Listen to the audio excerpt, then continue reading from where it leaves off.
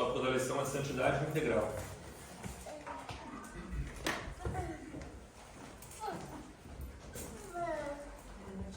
Deixa eu começar lendo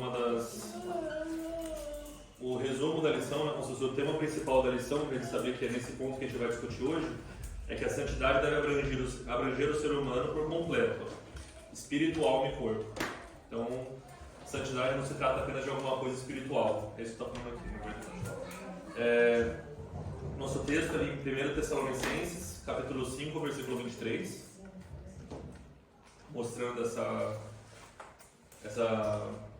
compreensão completa, diz assim: e o mesmo Deus de paz vos santifique em tudo, e todo o vosso espírito, a alma e o corpo sejam plenamente conservados e irrepreensíveis para a vinda do nosso Senhor Jesus Cristo. Então a gente já vai partir do pressuposto que ser conservado e irrepreensível é para o nosso espírito, a nossa alma e o nosso corpo. Bom, partindo desse pressuposto, vamos ler mais 3 referências bíblicas antes de começar a aula de fato. O primeiro é em Gênesis, capítulo 2, versículo 7.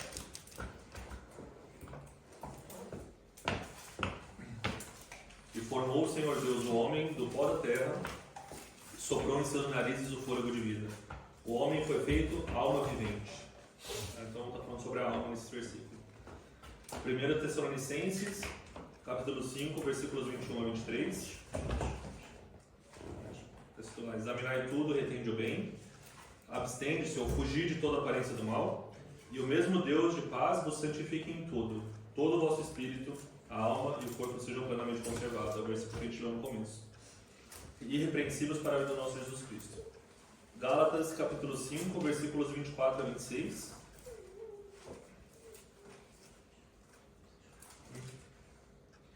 E os que são de Cristo crucificaram a carne com as suas paixões e concupiscências. Se vivemos no Espírito, andemos também no Espírito. Não sejamos cobiçosos de vanglórias, irritando-nos uns aos outros e invejando-nos uns aos outros. Amém? Então, como está falando do tema da lição, como eu disse, essa questão da santidade integral, né? Como Deus busca, através da nossa vida, essa santidade que ela passa pelo nosso corpo, alma e espírito.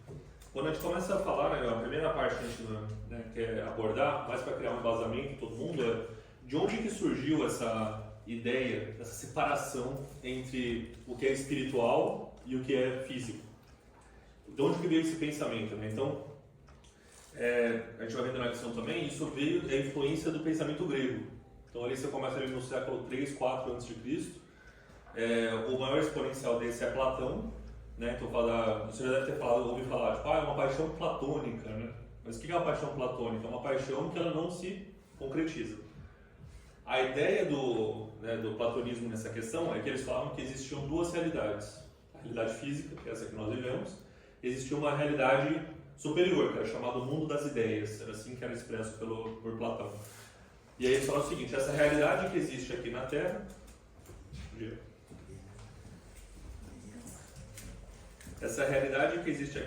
é uma realidade menor, uma realidade fraca, uma realidade corrompida, e nesse mundo das ideias seria uma realidade perfeita, ideal, sem nenhum tipo de defeito.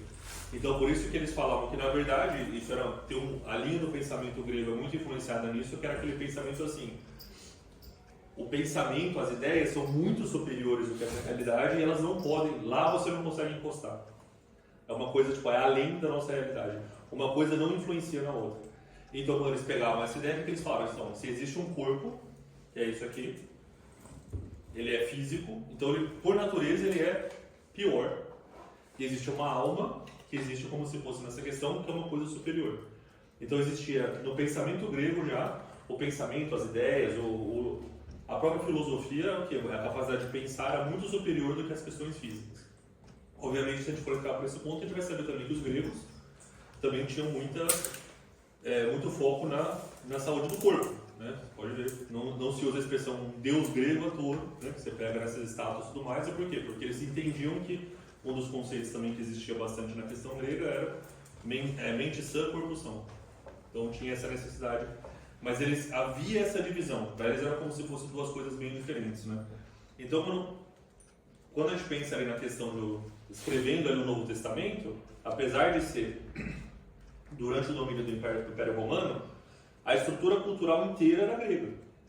Então, se a gente for, para a gente entender assim, e desculpa dar uma passeada na história, mas é só para entender bem por que esse pensamento, como ele foi formado, porque ele nos afeta até hoje. Quando os gregos dominaram com Alexandre o Grande, né, isso também nessa época, como eu falei, 4, 5 a.C., século 4, 5 a.C., 4 mais ou menos, eles dominaram toda a região, só que eles colocaram sua cultura. Então, quando eles entravam nos lugares, ele falou assim, você vai falar grego, você vai pensar como um grego, você vai viver como um grego. Essa era a ideia de colonização, de expansão dos gregos. Os romanos, a gente é romano, vocês não.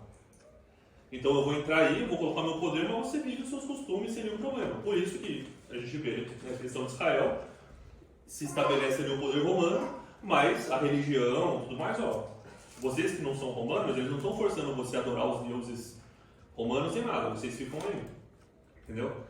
Então o que acontece? Como o romano não impunha a sua cultura, a cultura que tinha antes, que geralmente era de influência grega, ela continuava. Por isso que você pega, por exemplo, vocês já devem ter ouvido falar também da Biblioteca de Alexandria. O pessoal fala que é uma das maiores coleções de documentos e de sabedoria histórica que ficava no Egito, que era na África. No Egito, inclusive, que foi onde Jesus foi criado. Então você entende que existe o quê? Essa cultura era muito forte. Se você fosse para o Egito, que era na África, se você fosse para a Macedônia, vários outros lugares ali que são distantes da Grécia, os textos eram escritos em grego, principalmente textos de reflexão, a academia era em grego, a cultura do dia a dia, tinha influência do grego. E como isso acontece, o pensamento também era da mesma forma.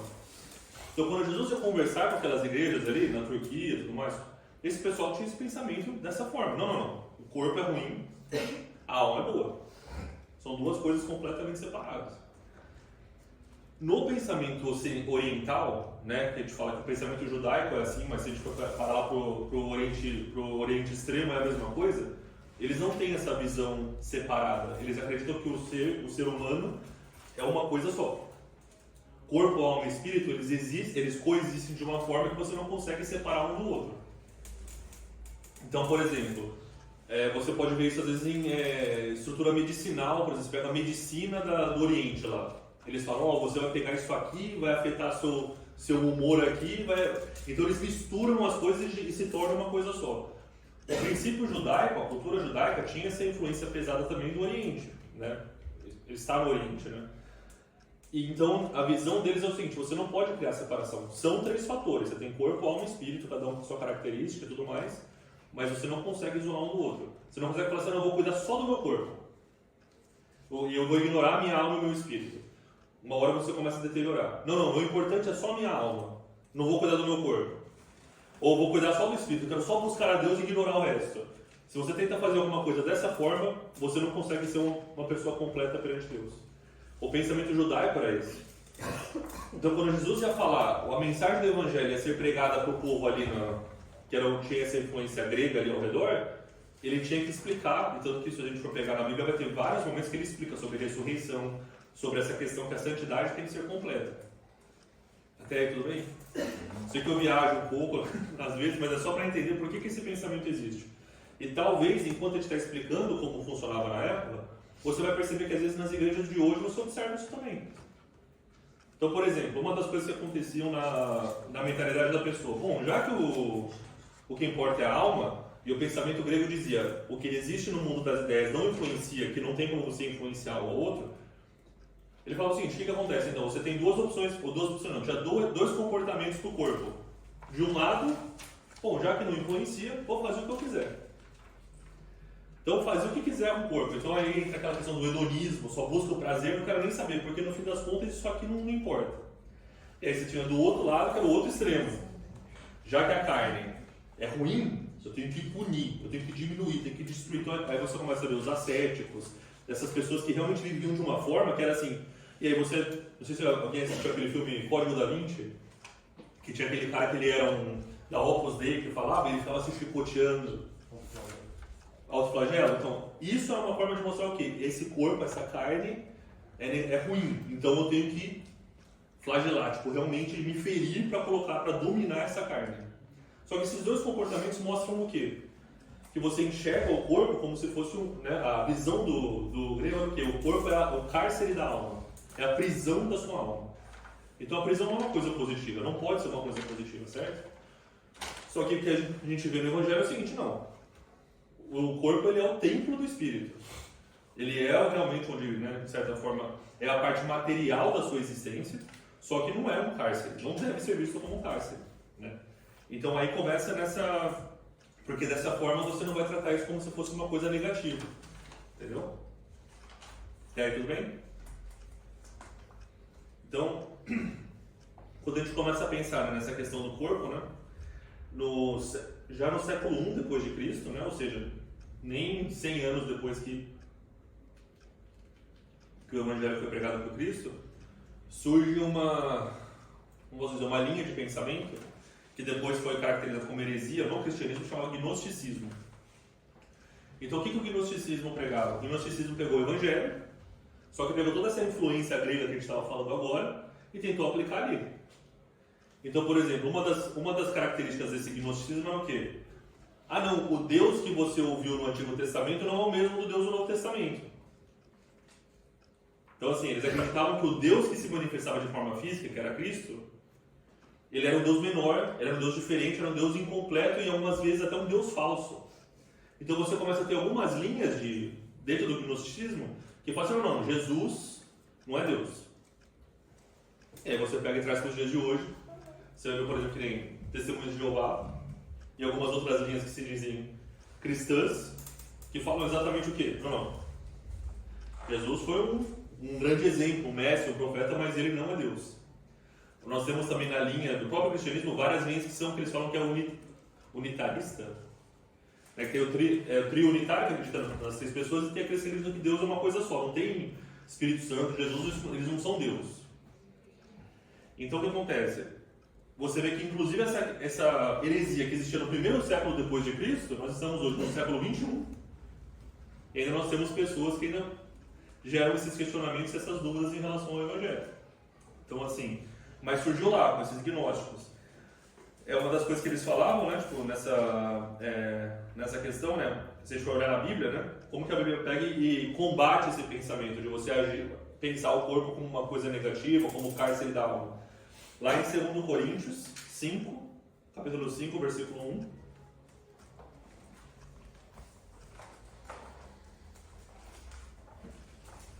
Porque sabemos que se a nossa casa terrestre deste tabernáculo se desfizer, temos de Deus um edifício, uma casa não feita por mãos, eterna nos céus. Então, toda vez que a gente vê essa questão de falar de casa terrestre, o templo físico que a gente vive agora, fala do nosso corpo.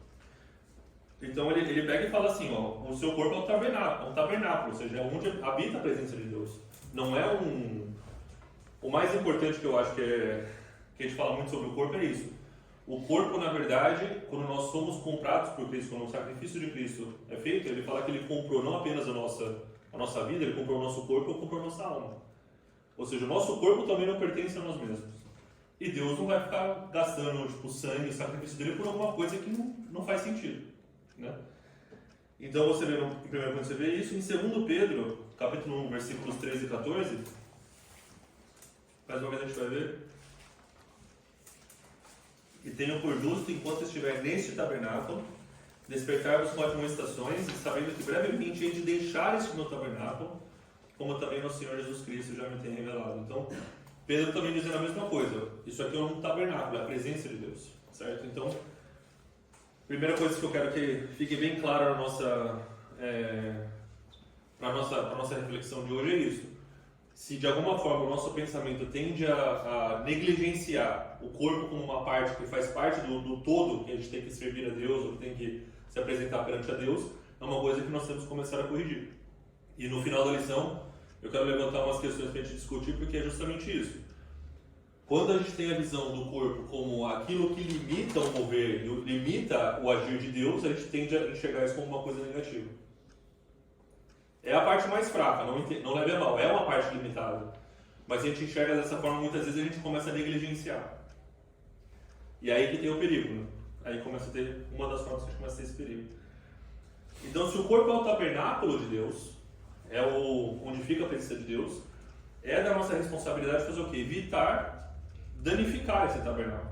Então, uma das formas que isso é evitar o pecado, evitar práticas que, né, como posso dizer,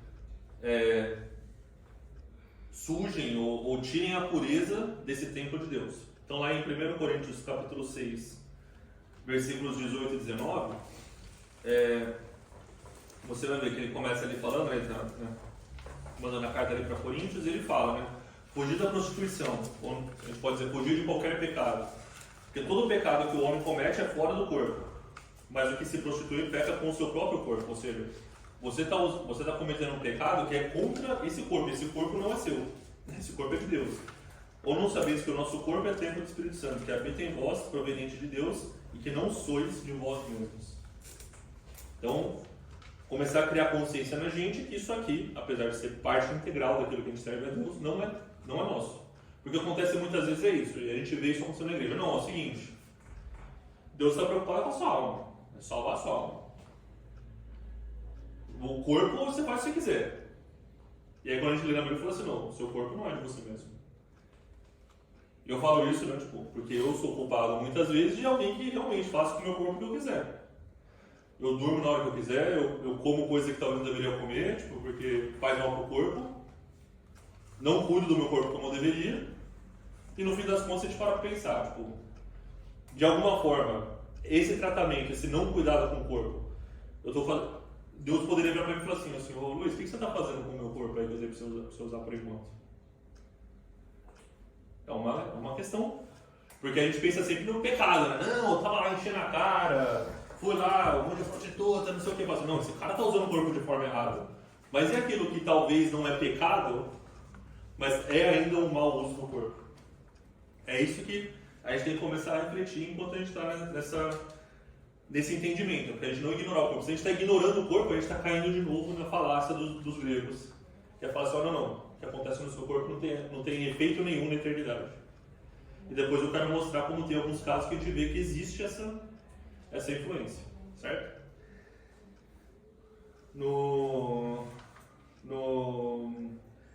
versículo 20, logo depois que a gente leu, né, fala assim, porque fostes comprados por bom preço, glorificar, pois, a Deus no vosso corpo e no vosso espírito, os quais pertencem a Deus. Então, para realmente confirmar que não é nosso, né? Faz parte de quem nós somos, mas não é nosso. Foi também comprado por Cristo. Tá bom? Algum comentário, alguma pergunta nessa parte? Então tá, deixa eu voltar um pouquinho depois também. Depois a gente vai falar um pouquinho sobre a alma e o espírito agora, né? Então, assim, quando a gente vai lendo a Bíblia, você já vai percebendo que desde o Antigo Testamento até o Novo Testamento existe essa distinção entre alma e espírito, tá? Então, para a gente tentar definir por cima, como que a gente definiria uma separação entre alma e espírito? A alma seria a nossa personalidade, seria quem você as suas decisões, os seus sentimentos, as suas características, a forma como você reage às coisas, tudo isso está dentro da sua alma. É aquilo que é formado pela sua criação, pela influência social, pela cultura, da forma como você foi criado. Isso é a sua alma, é a sua essência, de certa forma. Então, essa alma, onde você tem a personalidade, os sentimentos, as decisões e tudo, é uma parte, e na outra parte tem o espírito. Então, assim, o espírito, na verdade, né? Esse espírito, ele é gerado em Deus. Quando a gente vê lá em Gênesis 2:7, você vê que é isso. O espírito veio de Deus. Então, o espírito, o que ele faz? Ele forma em nós essa consciência de Deus. Então, um ser humano que não conhece a Deus, ele tem corpo, ele tem alma, e o espírito está como? Vazio, morto. Certo? Ou seja, o espírito ele não se conecta com Deus. Então ele tem uma existência física, um corpo, uma existência imaterial, não física, na alma, né, que é a essência dele, mas ele não tem a terceira parte dessa existência, que é a existência espiritual. Ela não tem um contato com Deus, não tem um contato com o divino. Então, só para continuar aqui nessa questão, fala o seguinte, você cria consciência de Deus e também gera a conexão entre aquilo que é espiritual e aquilo que é natural. Então, no momento que, né, quando a gente vai na Bíblia que fala que o nosso espírito ele é vivificado, né, a Bíblia fala que nós nos tornamos alma vivente, ou espírito vivificado, a natureza de Deus, a essência de Deus que é colocada em nós, gera em nós agora um vínculo entre nós e Deus. Quando Jesus estava no poço, conversando com a mulher lá de Samaria, que ela vem, ela sai, né? A viúva, eu esqueci o nome dela agora, mas enfim. E ela entra ali e ela fala assim, não, mas tipo, eu não vou lá adorar no templo lá em Jerusalém. A gente adora em outro lugar. Aí Deus fala assim, mas Deus é o que? Deus é Espírito. E convém que adoreis em Espírito e em verdade. Então ali ele fala assim, um Deus que é Espírito, ele não consegue ser alcançado por esforço físico, nem por esforço da sua alma. Então o seu conhecimento, a sua busca, a pessoa pode pegar e ler a Bíblia 600 vezes, ler todos os livros, buscar, você não chega a Deus. Você pode fazer flagelo, buscar, fazer jejum de 60 dias, tudo mais. Se é só um esforço físico, você não consegue chegar a Deus. Kátia? Não, claro, esse ponto tem toda a razão, mas eu gosto daquele versículo que Deus está perto daqueles contritos de coração. Sim. Por isso que muitas vezes eu acredito que Deus também tem contato com pessoas que talvez não estejam, vamos dizer assim, no nosso grupo, né? Porque a igreja cristã, cada grupo se sente muito sozinho, né? Cada grupo é por si próprio e cada um acha que ele traz a verdade, mas eu acredito que tem a palavra, né? Deus é aquele que ouve o espírito contrito, né? A gente vê aquilo naquela passagem muito bonita quando foi Sara manda a Agar embora e ela clama a Deus e Deus responde a ela. O Deus que te vê. E ela não tinha nada a ver, ela era totalmente fora da liga. Então, mas assim, não tenho como dizer se Sara conhecia Deus ou não, mas Sara conviveu com Abraão, Agar conviveu com Abraão, com Sara durante muitos anos, e de certa forma elas começaram a reconhecer ali um Deus, o Deus que Abraão servia. De novo, a Bíblia não mostra que Agar, né, em algumas vezes o catolicismo até fala que Agar se tornou uma santa, alguma coisa assim e tudo mais. Mas não está escrito em nenhum lugar, né? Mas assim, o Deus que ela clamou foi o Deus que vê. Só que ali acontece, e de novo, eu não quero entrar muito porque isso aí na verdade entra para outra vertente, mas assim, Deus prometeu a Abraão que Ismael também tinha uma promessa. Ele falou assim, nele eu também vou fazer uma grande. Então, a reação de Deus, e aí essa é a forma que geralmente tive uma das explicações, é o seguinte: Deus ouve porque ali existe uma promessa que ele foi feito. Então existe um clamor que está alinhado com a vontade e com a promessa dele. Entendeu? E pela fidelidade dele, ele responde. Tá? Mas o que você falou sobre a questão que Deus responde a um espírito contrito, a um coração quebrantado, entra de novo na mesma forma. O espírito contrito ele tem que ser primeiro um espírito vivificado para depois ele se tornar um espírito contrito. Um espírito morto não se o espírito não se contém. Você pode ter pessoas que ficam tristes com a alma ferida, a alma pesada, mas não é um espírito contrito. São duas coisas diferentes. Então assim, e acho que é justamente essa parte que a gente está tentando explicar, essa separação entre alma e espírito, para entender que muitas vezes, como elas são imateriais, a gente gera essa confusão também, pode acontecer.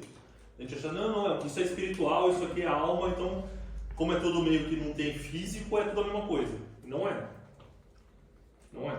Então, assim, primeira parte que eu quero que a gente entenda é isso, é que tem essa separação. Então, vamos ver ali 2 versículos para mostrar onde tem essa separação. Né? Então, em Isaías, capítulo 26, versículo 9,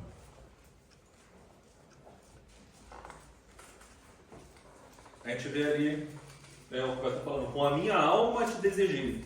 Então, assim, o desejo, os anseios vêm da nossa alma, da nossa essência, da nossa, onde está a nossa personalidade. Com a minha alma te desejei e com o meu espírito que está dentro de mim, madrugarei a te buscar. Porque havendo os seus juízos na terra, os moradores do mundo aprendem justiça. Então ele mostra, com a alma tem uma coisa, com o espírito tem outra. Existe essa distinção. E em Lucas, capítulo 1, versículos 46 e 47, que é quando começa ali o cântico de Maria, né? O anjo acabou de aparecer e falou, bendita sois vós entre as mulheres, e fala, não sei o quê. E aí ela começa o cântico dela no versículo 46 e ela fala assim, a minha alma engrandece ao Senhor e o meu espírito se alegra em Deus, meu Salvador. Então ela mostra que existe a alma é uma coisa e o espírito é outra. Então assim, mas Luiz, para que a gente tem que entender isso? Né? Tipo, que diferença faz entender tudo isso? É porque quando a gente começa a entender que são 3 componentes de um todo, Deus começa a nos ensinar exatamente coisas específicas para, como se fosse assim, você tem que cuidar de cada peça que te compõe de um jeito diferente. Se você tentar usar um remédio para o corpo para curar a sua alma, talvez não vai funcionar. Aí o que aconteceu com você? Eu, sei lá, tipo, terminei meu relacionamento, tô com o coração partido. Aí o que a pessoa faz? Toma uma pinga aí, ó. O que acontece? Eu bebo álcool para o quê? Para fazer no corpo tentando curar uma coisa dentro da alma. Só que acontece? Cura? Não. Não cura. Tira o foco. Não, exatamente. Você faz o quê? Você tira o foco, você distrai e tudo mais. Só que você não, né, não de fato vai onde realmente tem que ser tratado. Depois de passar a ressaca, volta. Volta. Coração partido. E aí o que você faz? Pega mais uma vez. Não passou ainda, não passou ainda, não passou ainda. Aí o que é pior ainda? Tipo, se a gente for nessa questão, o que a pessoa faz? Não, só vai buscar outra pessoa. Aí você vai buscar outra pessoa, só que você não curou ainda. Procura na outra aquela que você... Só que acontece, aí tipo, não cura. E a gente vai fazendo isso, é um exemplo muito claro pra gente que a gente vê isso acontecendo muitas vezes, só que acontece muitas vezes. No nosso espírito, vamos supor. A gente cometeu um pecado. A gente pecou contra Deus. Pensa no pecado, eu roubei alguém, você traiu sua esposa, você fez alguma coisa que não é só um pecado contra a pessoa, você é pecado contra Deus. E a pessoa faz o quê? Eu me conserto aqui com a minha esposa, não sei o quê, mas você não se conserta com Deus. Você não cura aquela parte do espírito que foi ferida porque você feriu essa conexão com Deus. Não, mas tudo bem, agora está tudo certo eu com a minha mulher aqui, então não tem nada, o Deus não tem problema. Só que aquilo que você não trata e não cura, sempre fica aquela questão que tem que ser tratada. Então, entender essa diferença, a gente tem que saber que, primeiro, se nós somos essas 3 partes, mas que tudo uma coisa influencia na outra, nós temos tratamentos específicos para cada uma dessas partes. Eu falo que assim, para mim uma coisa que eu falo que é uma coisa tipo... a primeira vez que eu estava estudando esse tema, é uma coisa que eu nunca tinha percebido. Eu li um artigo que falava assim, homem com produção baixa de testosterona tem maior propensão a ter depressão. Eu fiquei pensando, eu falei, mas tipo, uma coisa física mudando na alma. Porque a depressão é uma questão física, obviamente, não pode falar que você resolve só com um abraço, não, muitas vezes tem que ter um tratamento.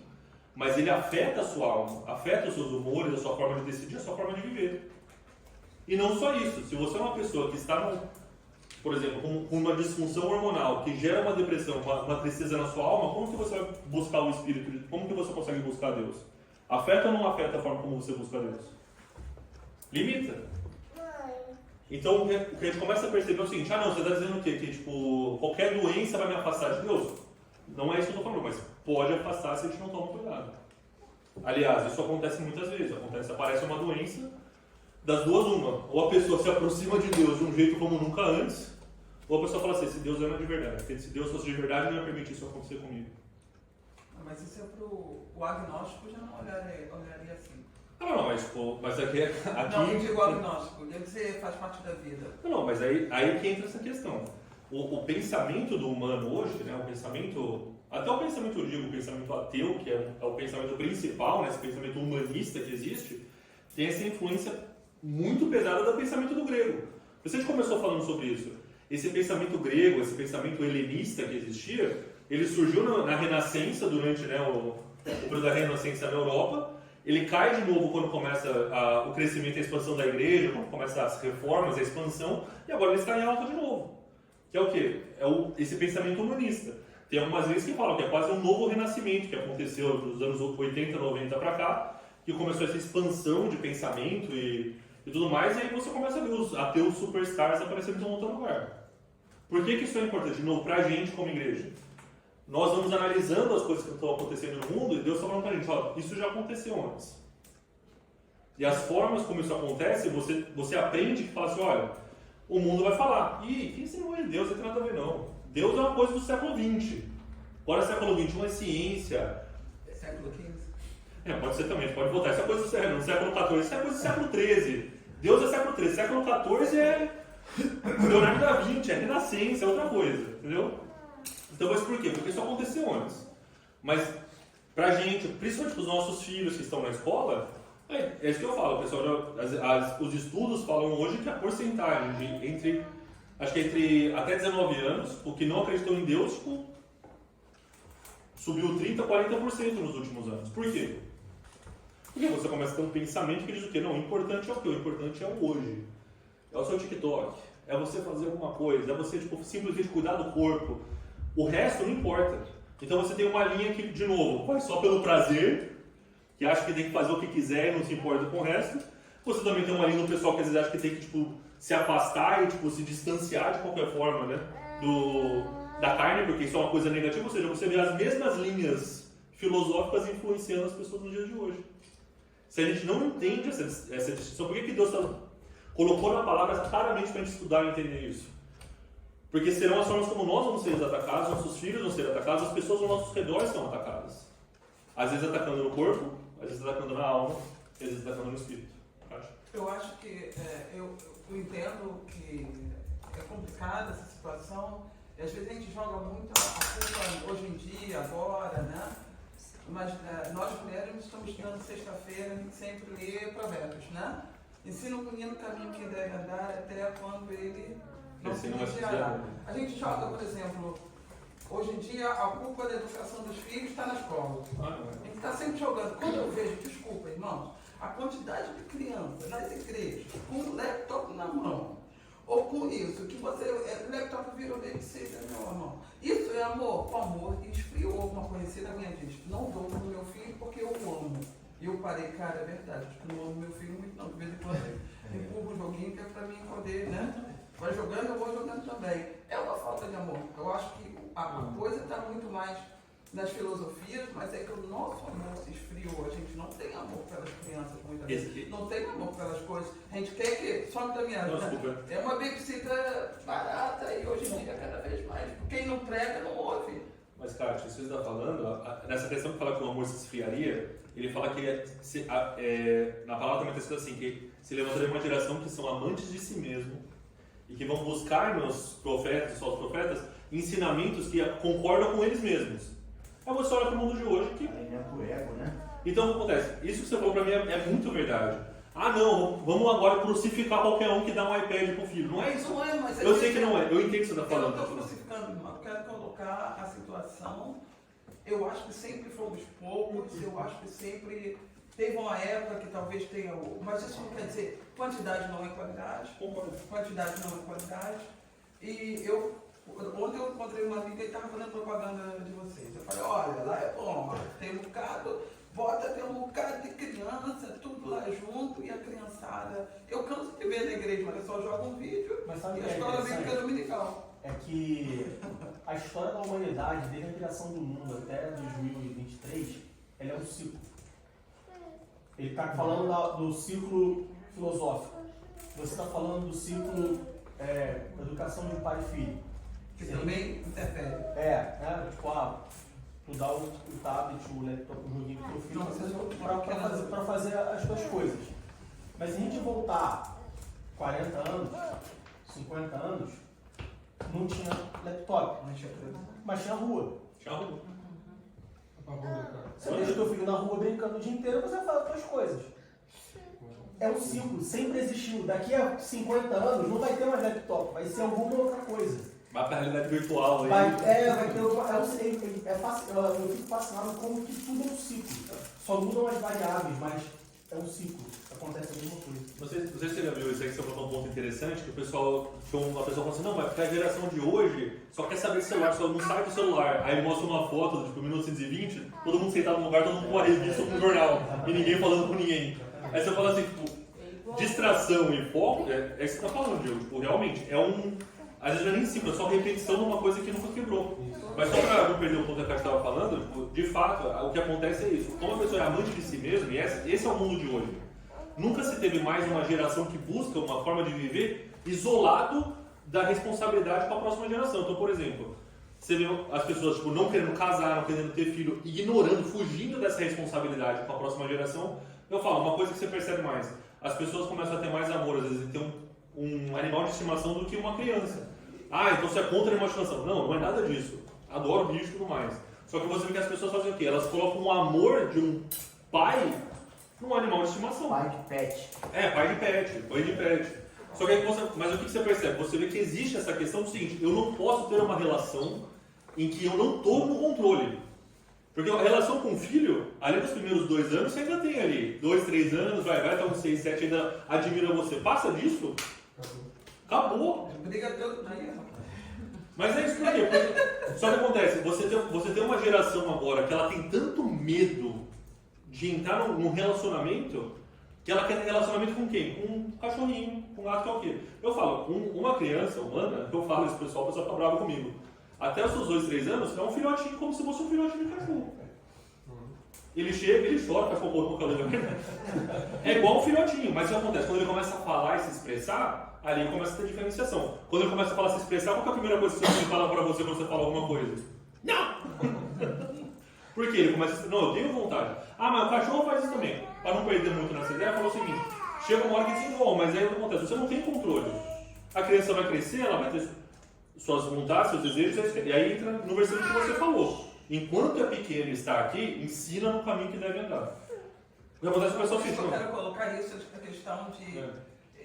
Eu vejo, no tempo, eu digo assim, eu sempre tive eu tenho praticamente a sorte de ter sido... Eu me converti, eu acho que também foi uma coisa boa. Meu pai, muito liberal, muito legal, falava, futebol e religião, cada um escolhe o seu. Aí, meu irmão católico, eu sou evangélica, cada um buscou o seu. Então, eu acho que naquela época eu achava legal os crentes, pô, era duro ser crente, a turma da Assembleia de Deus passava, e eles eram poucos, rapaz. A turma passava cantando com aqueles cabelão lá embaixo, e eu achava pobres muitas vezes, mas uma alegria que sempre eu achava maravilhoso. Não via televisão, a turma não era essa turma moderna de hoje em dia, não, coisa, era dura. E eu, quando eu me converti, eu falei, você vai querer mesmo, mas era uma admiração, talvez um pouco sofredor, né? Mas existe uma compensação natural, talvez, é uma reação humana. Se tem alguma coisa que você está fazendo que é ruim, você vai querer fazer uma coisa boa para equilibrar. Mas não era ruim, não era, eu digo assim... Uma coisa que era mais assim, tipo, buscando. Não, foi o que eu achei a proposta de vida boa. Eu tinha o catálogo, eu podia escolher o que eu queria. Eu achava o Hare Krishna legal, mas eu também, depois que eu li, eu falei, não, eles têm que ficar abandonando lá eu morava na frente, tinha que ficar abandonando o Hare Krishna, achei aquilo aqui, não. Então, mas isso tudo, né, pra gente até voltar um pouco na questão da santidade, o que acontece na geração de hoje, existe o quê? É uma exaltação ao indivíduo, é amar a si mesmo. A Grécia, a cultura grega era dessa, que era uma cultura que o quê? O indivíduo que importa, você, né? Apesar que, né, tipo, o Sócrates falava que nenhum homem ele é um animal social, né? Tipo, ele não consegue viver sozinho, mas existia essa responsabilidade que você cuida do teu. Então, esse conceito, por exemplo, quando o pessoal fica falando assim, tipo, ideias como a salvação é individual. Você fala assim, não, realmente, Deus ele vai cobrar de você, tipo, então a sua responsabilidade de resposta é individual, mas o processo de salvação, ele dificilmente vai acontecer individualmente. Ele vai acontecer em etapas diferentes em cada um, mas o processo de salvação ocorre onde? Num ambiente em que a igreja está reunida. Então, assim, mas aí tem esse pensamento, não, eu não preciso de igreja. Jesus mora em mim, eu sou o templo do Espírito Santo, então, igreja pra quê? É você ter o quê? O pensamento grego falando de novo, o individualismo é o que importa. Então, assim, e por esse motivo, muitas vezes, a gente ignora a importância do quê? Eu não tenho que buscar santidade. Eu falo isso, eu ouvi essa semana um pastor lá dos Estados Unidos, que fala, quando você aceita Jesus, seus pecados são purificados, e não tem como o inimigo mais imputar a acusação sobre você, porque Jesus te justifica. Ou seja, está tudo escrito na Bíblia. Só que ele juntou esses dois e falou o quê? Então você tem que se preocupar e ficar pedindo perdão do pecado depois que você aceitou Jesus. Mas tem de tudo, irmão. Não, mas o que acontece? Aí você vê o pessoal lógico. De novo, vai subir uma geração, amantes de si mesmo, que vão procurar profetas que falam aquilo que agradam a si mesmo. A igreja não estava cheia? Tá, lógico. Mas é engraçado o que você falou, que acho que é importante, é o seguinte. Pô, naquela época, eu falo que na época quando eu era bem moleque, tipo, quando eu tinha, tipo, eu nasci em 85, então assim, já tava começando a virar um pouco. Já tava melhorando. Mas, por exemplo, a minha avó, um pouco da minha mãe, não eram os crentes, eram os Bíblia. Olha os Bíblia aí. E era isso, tipo, tinha era quase uma questão perseguida. Aí você falou, pô, mas eram poucos, eram diferentes e tal. Eu arrisco dizer que é o seguinte, ainda são poucos, ainda são diferentes. Só agora tá mais difícil de identificar por quê? Porque tá misturado nesse negócio. Porque, como eu falei, o diabo percebeu que se ele tentar bater de frente, Não adianta. Então o que ele faz? Entra um pouquinho. E a gente já conversou isso tipo, durante essas aulas de escola dominical, nessa, na revista passada, a gente falou isso muito também. É como o diabo ele entra com a influência, só põe uma coisa ali, ó. Não, tudo bem, ó. Você, tipo, eu te pego 2 versículos da Bíblia, ó, você está perdoado, então, ó, peca à vontade. Fala, gente do céu, a pessoa fala isso com... Certeza. Mas assim, você vê que esse é um negócio demoníaco. Mas por quê? De novo, existe esse pensamento que a santificação é uma questão do tipo assim, tipo, eu estava falando que eu estava lendo essa semana quando eu estava preparando a aula, que ele fala sobre o batismo, por exemplo, né? Que ele diz que o batismo é o sinal que você morreu para o mundo, e aí é como se fosse a morte, é o exemplo, é o sacramento que mostra a morte e a ressurreição de Cristo para a gente. Então, na hora que você sai das águas batismais, você está mostrando para todo mundo dizendo o seguinte: eu sou uma nova criatura perante Deus. Só que a palavra batismo, eles falam que era o seguinte: eles usavam, quando faziam a indústria tecelã, eles tinham que tingir um tecido, então eles falavam, eu quero que esse tecido fique daquela cor. Ele jogava na água e levantava. Estava na cor, o que ele fazia? Até você o tirar para falar assim, não, agora o que eu estou vendo aqui é exatamente o que eu quero ali. O nosso caso é o seguinte: botei aqui na água, botei o frango na água, tirei isso. É Jesus? Ainda não? É Jesus? Ainda não? E não é que você tem que fazer o batismo na frente, não é isso, gente, por favor. Mas é um processo contínuo. Então, até o momento que a gente olhar no espelho, olhar para a nossa vida e falar assim, não, realmente, ó, eu estou vendo Jesus aqui, não dá nem para perceber a diferença. Eu não sei se é luz ou se é Jesus que está ali, porque o cara está fazendo exatamente igual, aí eu falo que chega lá. Eu estou muito longe disso. Eu espero que, assim, se a gente está aqui buscando alguma coisa, acredito que ninguém aqui pode falar, tipo, pode chegar e falar assim, não, Luiz, eu já cheguei. Eu acordei hoje de manhã, olhei lá, vi que era Jesus, só que estou de boa aqui, tipo, não preciso mais fazer nada, acho que ninguém pode falar isso. Certo? Então, a importância disso, né? Então, quando a gente começa a falar de santificação, né? Então você vê a questão da morte de Jesus na cruz, né? Então, assim, quando Jesus morreu na cruz, para fazer o que a gente está falando agora, né?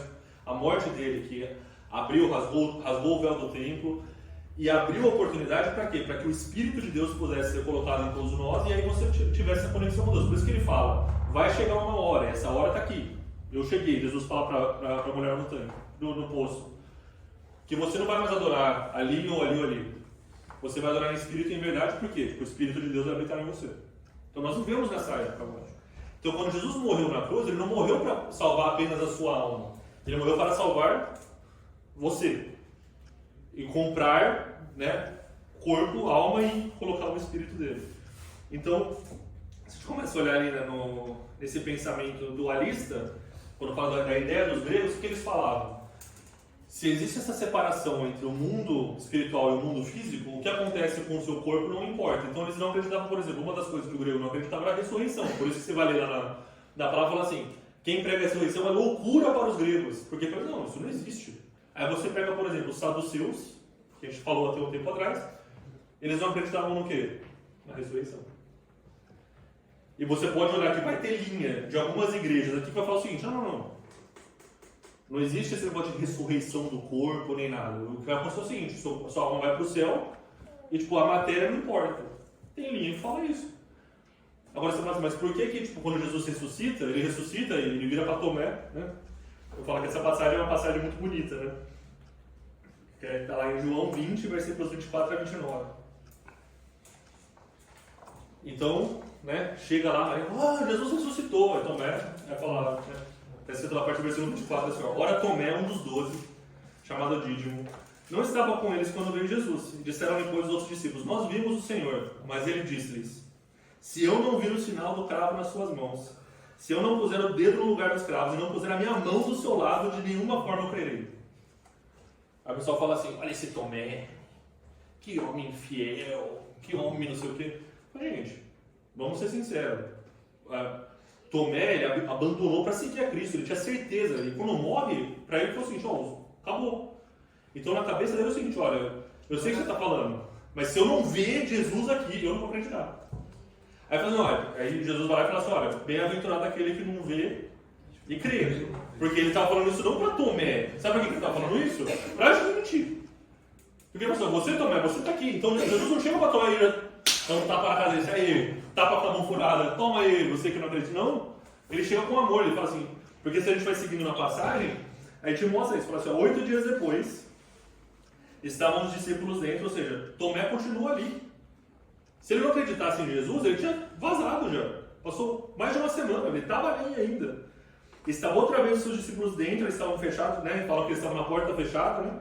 Aí Jesus aparece e fala, paz seja convosco. E aí ele vira para Tomé, vem cá. Põe aqui, ó. Põe o dedo aqui, ó, na minha mão, né? Põe o dedo nas minhas mãos. Chega aqui do lado e põe a mão aqui do meu lado. Não sejas incrédulo, mas crente. E Tomé disse, Senhor e Deus meu. Aí fala assim, porque me viste e Tomé creste. Bem-aventurados que não viram e não creram. Então, assim, mas por que a gente está falando disso agora? Porque Jesus, ele não ressuscitou como se fosse né? Ele apareceu como se fosse uma alma, só não encosta nem passa direto. Não. Pode encostar, ó, tá aqui, ó. E fala a Bíblia que assim, quando você vai lá no Apocalipse, mostra, ele fala assim, ele tem ainda a marca na coxa, a marca as marcas tipo, estão no corpo dele. Porque ele está mostrando assim, ele não é um Deus que não existe além disso. Isso faz parte, só que fala que o nosso corpo será glorificado, né? Mas isso quer dizer o quê? Que ele vai ter um corpo. Então, quando Cristo ressuscita, ele ressuscita de forma integral. E esse é o ponto importante, né? Então, assim, e quando a gente vê nessa questão, como tinha esse pensamento muito dos gregos dessa separação, não acreditava em ressurreição, falava que o corpo não importa, se a gente vai lá em 1 Coríntios, no capítulo 15, o capítulo 15 quase inteiro, Jesus está falando sobre, Paulo está falando na igreja de Corinto sobre ressurreição, para defender, para explicar e defender a questão da ressurreição. E aí no 1 Coríntios 15, versículo 19, para mim, tem um dos versículos que acho que é um dos versículos mais importantes para quem é crente. De verdade, para mim esse é um dos versículos mais importantes para a gente que é crente.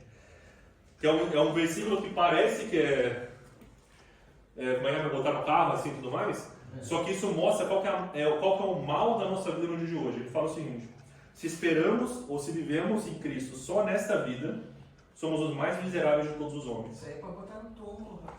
Então, mas essa é a questão, tem muito disso mesmo. Só que acontece o seguinte, a vida eterna nas nossas vidas tem que começar agora. Então tem muita gente que fala assim, não, no céu, na glória eu me preocupo com isso. Se a nossa esperança, se nós vivemos a nossa vida como se nós não fôssemos eternos, porque nós somos eternos, acho que ninguém lembra disso, eu quero lembrar todo mundo aqui hoje. Nós somos eternos. E porque nós somos eternos, nós temos que viver com a perspectiva da eternidade. Se nós temos a perspectiva do que é eterno, as coisas que acontecem no nosso dia a dia não vão impedir a nossa esperança do que é ali. É isso que eu estou falando com você. A sua esperança é só nesse corpo e quando morreu acabou, você é o mais miserável de todos os homens. Aí você pega e você conversa com a grande maioria do pessoal, que é os ateus mais ferrenhos, que eles falam exatamente isso. Não, tudo é acaso. E, morreu, enterrou, acabou, é isso. Não tem, ou seja, essas pessoas aí você começa a ver o quê? Maior índice de suicídio da história, maior índice de depressão da história. Isso vai acontecendo porque você tem umas pessoas que perderam a esperança além disso. Aí você vê acontecendo exatamente isso. Gerando uma geração de pessoas que são as mais miseráveis de todos os homens. Eu queria colocar a questão dessa depressão. Não sei se você sabe, mas entre nós, negros que fomos trazidos como escravos, a maioria dos escravos morriam do famoso banzo, né? Que era a depressão. Quer dizer, é uma coisa que já havia há muito tempo. O que eu acho interessante nessa situação é que, por exemplo, eu vejo a minha sogra quando morreu, e o meu marido, ele estudou religião, ele tem doutorado, ele pega a Bíblia, ele já começa a mostrar que tem um problema, ele fica rindo, né? Essas coisas. Ele sabe muito, ele é muito inteligente, mas ele se diz ateu, né? E ao mesmo tempo, a mãe dele morreu e ela, como católica, há 5 anos que ela só lia a Bíblia, ela só ficava e falava, Kátia, ela morreu de uma maneira tão bonita que ela se preparou esses anos todos para esse momento. E até eu achei interessante porque não passa uma coisa. Por um lado ele diz que ele não crê em Deus, né? Como todo ateu, né? Não crê em Deus. Do outro lado ele fala que ela se preparou de uma tal maneira para a morte que ela foi tranquila. Foi uma pessoa que não morreu, ela foi morrendo devagarzinho. E eu acho muito bonito isso. Esses 2 pontos. Não sei se passa, mas eu acho essa dualidade do ser humano, né? Não, eu acho que assim, quanto mais velho a gente fica, mais mais a gente começa a entender a eternidade, porque acabou o nosso tempo, Acaba o corpo, vai esse corpo aqui tá começando a necessitar, então assim, isso começa a acontecer. Então, mas nós que somos cristãos, e nós temos essa esperança que vai além da morte, essa esperança de um Cristo que venceu a morte, diga-se de passagem, né? A nossa existência aqui não tem que ser baseada ou pautada nas coisas que estão aqui. Porque se a gente for parar para comparar o tempo que a gente tem na Terra e o tempo que a gente vai ter na eternidade, parece que assim, até é uma decisão contra a nossa própria essência de você querer falar, não, mas o importante é o que está acontecendo aqui. Então isso quer dizer que a gente não tem que se importar com nada que acontece? Não é isso, pelo amor de Deus, não é isso. Mas nós temos que ser guiados pelos princípios e pelos valores que vêm da eternidade, os princípios e os valores de Cristo. Só que não apenas nesta vida. E acho que por isso que eu falo que esse versículo para mim, nos dias de hoje pelo menos, ele se torna cada vez mais cruciais. Porque toda hora quando eu me vejo, eu estou orando, eu estou me debatendo e reclamando para Deus de alguma coisa, Deus me lembra desse versículo. Não é para parar de reclamar, não é que Deus não responde. Mas eu vi uma frase essa semana que Deus falou muito no meu coração. Ele falou assim, Deus não desperdiça sofrimento. Eu achei essa frase tão poderosa porque ele fala o seguinte, tudo que nós passamos na nossa vida hoje são formas de acumular eterno peso de glória, como está na tua palavra, pensando na eternidade. Então, os sofrimentos, as dificuldades que nós passamos, se nós falamos, Deus, qual que é o seu propósito nesse sofrimento, nessa questão que você está passando? É para fazer o quê? Aceitar que as coisas... Não, gente, não estou falando que é mais fácil. Ninguém falou que a vida é fácil, é difícil. Mas ela acumula, o que acontece com a nossa vida física, acumula o peso espiritual para a eternidade. E aí a gente consegue entender e viver de certa forma em que a gente consegue passar pelas provações e pelas dificuldades com a esperança, com a expectativa que há uma eternidade. Porque vai acontecer, gente. Vai ter, e aconteceu, desses que escreveram aqui a Bíblia, todos eles morreram, não foi uma morte gostosa, assim. Aposentando, indo morar numa casa no campo e tudo mais. Ninguém foi desse jeito. A gente vê a descrição quando Paulo começa a falar. Não, já fui chicoteado umas 5 vezes, já fui apedrejado, já passei fome, já naufraguei 2 vezes.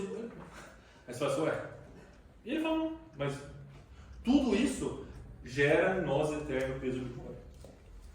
E não é uma coisa fácil, gente. Eu arrisco dizer que às vezes não é uma coisa natural. Mas isso acontece por quê? Porque nós não estamos educando, às vezes, o nosso corpo a tentar viver ou estar submisso a uma realidade eterna. E aí entra essa questão de novo. A gente está tentando enxergar para a nossa vida física hoje e tentando forçar o eterno a se encaixar naquilo que a gente está vendo na nossa vida física. E o que Jesus está falando é o seguinte, olha, não, faz o contrário. Pega isso aqui e encaixa na perspectiva da eternidade. E é por isso que a gente tem que entender essa separação de corpo, alma e espírito. Mas entender que uma coisa não consegue fugir da outra. Quando a gente começa a falar da questão só para entrar um pouco mais na questão do espírito, que a gente fala que quando a gente é justificado, quando a gente aceita Jesus ou reconhece Jesus como nosso Salvador, existe a justificação e a regeneração, ou seja, o espírito que era morto é vivificado. Agora nós temos um espírito, como eu estava falando antes, certo? Em Efésios 2:1 fala isso, E vos vivificou estando vós ainda mortos em ofensas e pecados. Então assim, aí você pode falar, não, mas isso não tem nada não. Ele está falando do que então? Que a pessoa está em ofensa e pecado, ela está viva, certo? Viva é o que eu digo assim, na perspectiva física. Então ela tem um corpo, ela tem uma alma, só que está falando que você está vivificado, você estava morto. Ou seja, o seu espírito estava morto. Então naquele momento que você reconhece a Cristo, você agora se torna uma pessoa com três partes vivas, Só que ele fala, o processo contínuo e progressivo é o quê? Quanto mais você conhece, quanto mais você tem experiências com Deus, esse processo de fortalecimento do espírito ele começa a acontecer na sua vida. Então, a gente estava mencionando uma questão, falou do marido dela que disse que ele é ateu, mas ele estudou religião e tudo mais. Eu tenho muitos bons amigos que também são, ou ateus ou agnósticos, que eles falam, que têm um conhecimento de Bíblia muito melhor que vários crentes que eu já conheci. Só que eles leem aquilo, só que ele tem conhecimento, mas não gera experiência com Deus. Por quê? Porque o espírito está morto. Então ele lê aquilo, mas aquilo não conecta ele com Deus. Não tem essa conexão com Deus. Porque ele fala assim, o seu espírito tem que ser vivificado. Deus não consegue interagir com você por meios da sua alma, que é o seu conhecimento, nem por meios do seu físico. Então o que Deus está falando assim? Você não controla a forma como você se relaciona com Deus. E para um humano do século XXI, isso é praticamente inaceitável. Como assim eu não controlo? Eu quero ter uma religião e uma forma de viver que eu estou sob o controle das coisas. Né? Então, assim, se a gente for dar uma olhada lá nesse processo contínuo, né? Acho que foi algumas semanas atrás que a gente estudou ali em 2 Pedro, capítulo 1, que fala que por intermédio do sacrifício de Cristo e esse encontro com Deus, nós nos tornamos coparticipantes da natureza divina. Ou seja, o Espírito de Deus, quando é colocado em nós, ele forma em nós um pouco da natureza dele. Ele fala, Deus, ele habita em nós. E quando isso acontece, né? Aí a gente vai lá para 1 João 3:9, existe como você assegura que o seu espírito continue nesse processo de santificação e transformação. Ele fala, qualquer que é nascido de Deus, ou seja, aquele que agora recebeu o Espírito de Deus, não vive na prática do quê? Aí você fala assim, não, mas o que tem a ver o pecado, que às vezes é uma coisa que é mais físico da alma, porque é uma prática, né, que você ou executa através do seu corpo, em alguns casos, ou através do seu pensamento, da sua forma de agir. O que isso tem a ver com Deus e com o Espírito? Aí Deus está falando assim, ó, não. A forma como você age no seu corpo, a forma como você age com a sua alma, começa a gerar isso, porque ele fala assim, a sua semente, a semente do pecado não pode permanecer nele. Se você pecar, você...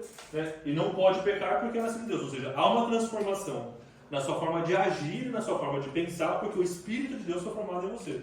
Aí isso quer dizer que a gente não pode pecar nunca? Não, a gente não pode pecar nunca. Mas a gente vai pecar. Só que aí o que acontece? Aí existe esse processo de novo, joga ela na água de novo e traz para fora para limpar e purificar. Por quê? Porque esse é um processo contínuo, até que chega um ponto que o Espírito de Deus se torna aquilo que guia as ações do nosso corpo, os pensamentos e as decisões da nossa alma. E eu não estou falando que isso é fácil, eu não estou falando que eu entendo esse processo, porque acho que ninguém entende, mas é por quê? Porque justamente Deus fala, não depende, não é você que determina como isso vai ser feito.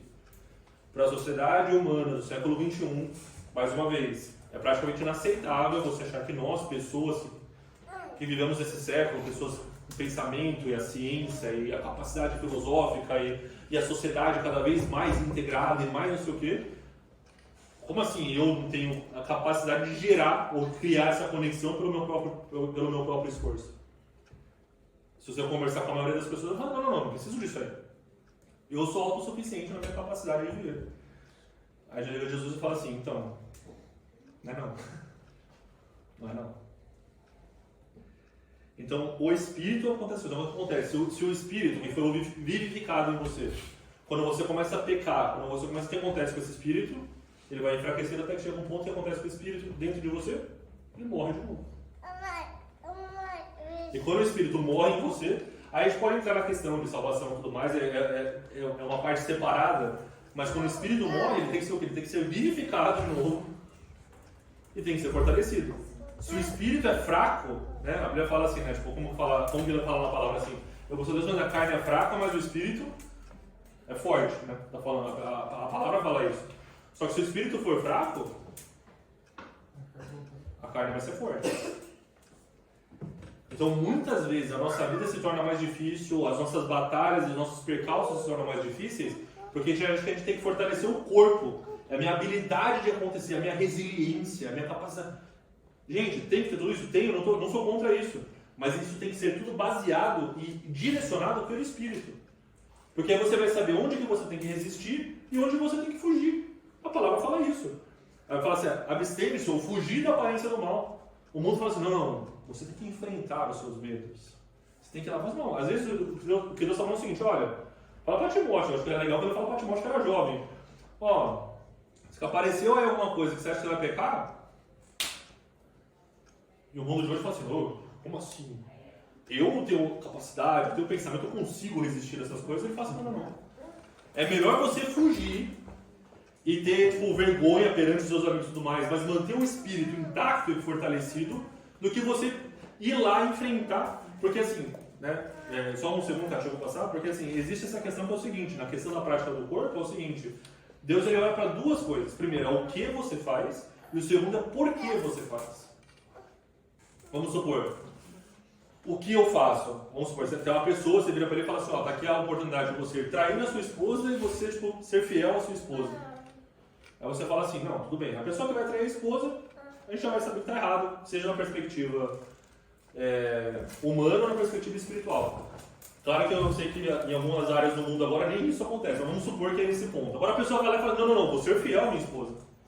Só que você é fiel à esposa, a pergunta é por quê? Por que você é fiel à sua esposa? E aí Deus olha essas motivações. Se você é fiel porque você está buscando seguir os valores corretos, que você quer manter aquela união de forma correta, se você busca de repente a formação e a santificação da sua família, como diz na palavra, ali Deus está olhando por quê? Não, eu fico porque se eu trair minha mulher eu perco dinheiro no divórcio, aí, então eu não quero isso. Então, a motivação está errada. Então, Deus não trabalha apenas com ações, Ele trabalha com motivações. E por isso que no corpo é importante também. Então, não adianta esconder por trás de um comportamento físico saudável se o que está acontecendo por trás não é isso. Né? Então, essa questão é a questão da santificação do corpo quando a gente está trabalhando. A gente vai falar um pouquinho, né, para encerrar nos próximos 15, 20 minutos. A gente falou da santificação do espírito, né? E agora na questão da alma, né? Então o que acontece na alma de fato? Na alma, quando você aceita Jesus, você reconhece Jesus como seu suficiente Salvador, existe o perdão e a remoção dos pecados. Então ali ele fala assim, olha, é uma nova criatura, tudo que passou ficou para trás e agora ele é novo, está limpo. E aí acontece, no processo contínuo, da mesma forma que a gente falou do espírito, né? Existe esse processo contínuo que vem da onde? Que é ouvir e cumprir a palavra. Então, a obediência à palavra de Deus começa a alinhar e fortalecer a nossa alma de acordo com o Espírito. Então, o que você começa a ver? Você tem o Espírito aqui, que é formado por Deus, direcionando a sua alma, ou seja, o seu pensamento, a sua forma de agir, a sua forma de decidir, os seus sentimentos, e também influenciando a sua prática física. Existe uma coisa antes. O que acontece muitas vezes, infelizmente, inclusive nas igrejas, o pessoal vem daqui, eu vou te ensinar como você pensa, como você age, e quando você mudar isso aqui, você consegue chegar aqui no Espírito de Deus. Só que quem faz isso? Qualquer outra religião que você vai ver no mundo. Você muda as suas práticas e através da sua prática física, do seu pensamento, você chega em Deus. Deus veio para você e falou o seguinte, comigo não funciona dessa forma. Quando você me reconhece, eu já faço tudo que tem que ser feito. Você é perdoado, você recebe o meu Espírito e você fala assim, o que eu faço com isso agora? Agora, por que você recebeu isso? Eu vou mudar a sua forma de pensar, a sua forma de sentir, a sua forma de decidir e vou mudar também a sua forma de agir. E por isso que é muito diferente do que a gente vê nas outras religiões em qualquer lugar. Né? Então a santificação da alma vem por esse caminho. Por que é na palavra de Deus? Né? Então a gente começa a dar uma olhada lá em João 17, quando Jesus está fazendo aquela oração antes de... Né? João 17, inclusive, é esse capítulo, que é a oração de Cristo pelos seus discípulos, aqueles e nós, né, os que vieram depois. Então ele fala, santifica-os na verdade, a tua palavra é a verdade. Então é a palavra de Deus que santifica a nossa vida. Então assim, para a gente continuar nesse processo de santificação da nossa alma, é através da palavra de Deus.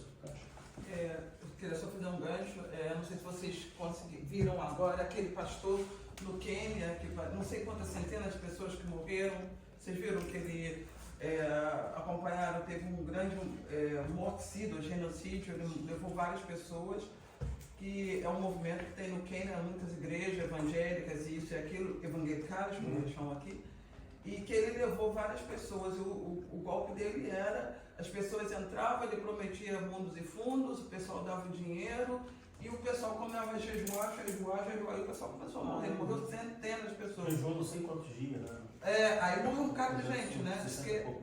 E era o golpe, ele pegava cartão de crédito. Aí, muito interessante, lendo o Spiegel, tá interessante, tiveram uma entrevista falando que ele não sabia nem 3 versículos da Bíblia, é um pastor. Quer dizer, é um pastor que não conhece a palavra, é um povo que não conhece a palavra, e o que eu mais vejo hoje em dia, olha, eu roubo muito, gente, mas porque sou inconstante, mas vou dizer, o que eu vejo, a turma não conhece a palavra de Deus, eu fico apavorada. Então, a tua palavra é a verdade, santifica na tua verdade. Como você vai ser santificado na verdade se você não conhece a palavra? Essa coisa de brincadeira de criança, de decorar versículo, mas você não sabe. o que acontece, Cátia, é o seguinte, eu falo a mesma pergunta que eu fiz, acho que foi na aula anterior que eu dei, que eu falei o seguinte, nós nos santificamos para ver a Deus ou porque nós vimos a Deus? Depende do começo, acho que é para ver a Deus, depois porque nós... A gente acha que a gente se santifica para ver a Deus, certo? Essa é a forma que é, essa é a forma humana de qualquer religião. Eu tenho um processo de santificação e porque eu me santifiquei, eu vi a Deus. Na visão de Deus é o seguinte, não. Porque você viu a Deus, você encontrou com Cristo. Paulo, na cidade de Damasco, Você vê a Cristo. Quando você realmente se converte, você tem aquele impacto com Cristo, com o Evangelho, você vê a Deus. E aí aquilo gera um processo de santificação. Esse processo de santificação na sua vida é para quê? Para chegar em Deus ou para fazer o quê? É para revelar a Deus. O processo de santificação na nossa vida, ele não simplesmente, obviamente, nós nos tornamos mais próximos de Deus. Nós nos tornamos alguém que também, você obviamente vai acabar vendo Deus a mais. Mas o objetivo desse processo de santificação é revelar a Deus para quem? Para quem está ao nosso redor. E aí por isso que fala, crê em Deus e será salvo quem? Tu e a tua casa. Por quê? Porque existe um processo de santificação que começa a impactar. Eu falo assim, você falou que você foi convertida, né? Que você se converteu, né, Kátia? Mas assim, por exemplo, quantos testemunhos você já ouviu de falar assim, tal pessoa aceitou Jesus e depois trouxe a irmã, trouxe o tio, trouxe a avó, trouxe a mãe, trouxe o pai, para que todo mundo virou crente na casa. Eu falo, no caso do meu avô foi assim. Meu avô, ele falava que ele era congregado mariano, igreja católica hardcore. Odiava crente. Tipo, quando minha avó queria ir para a igreja, falou que ia bater na minha avó. Só que meu avô, tipo, o que meu avô fazia? Porque ele tinha esse anseio por Deus, ele lia a Bíblia. E ele começou a ir para... Ele ficava lá na casa dele, minha avó trazia as irmãs fazer reunião de oração, ele ficava lá no canto, mas ouvindo. Chegou um dia lá na igreja, como padre, e falou assim, olha, o que você está falando aí na missa não está aqui na Bíblia. Na Bíblia está diferente, ele trouxe a Bíblia dele, a Bíblia católica, inclusive, que eu tenho em casa até hoje. E aí o padre falou assim, não lê a Bíblia não. Você tem que ouvir o que eu estou falando. E aí entra no que a Kátia falou. É o cara que chega e fala o seguinte, não precisa saber Bíblia, o importante é que você está me ouvindo. E aí ele começou a questionar, e ele chegou pro padre e falou assim, olha, o que os crentes estão falando lá, eles estão falando o que está escrito aqui mesmo. E aí ele foi lá e ele se converteu. Ele viu a Deus ali. E aí ele começou um processo, aí foi ele, todos os irmãos, os pais, começou a família inteira, e eu inclusive estou aqui hoje, como a terceira geração dele, e você vai ver o Arthur e a Olivia como quarta geração, por quê? Porque ele um dia viu a Deus. E ele começou esse processo de santificação, que trouxe a família dele para o Evangelho e também as próximas gerações.